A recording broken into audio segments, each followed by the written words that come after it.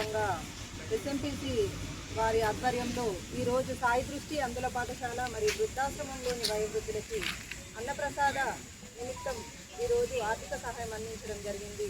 కావున ఈ కార్యక్రమానికి సహకరించిన వారందరికీ మా ఆశ్రమం తరఫున ప్రత్యేక ధన్యవాదాలు.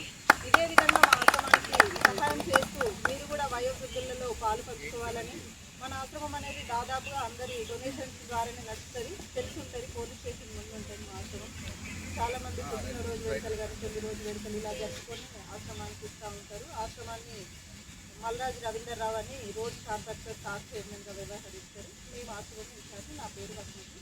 మీకు ఏమన్నా అవసరం ఉంటే నాకు ఫోన్ చేయవచ్చు. ఈ కార్యక్రమానికి ఇంత ఘనంగా నిర్వహించి మమ్మల్ని ఆహ్వానించినందుకు మీ అందరికీ మా ప్రత్యేక ధన్యవాదాలు.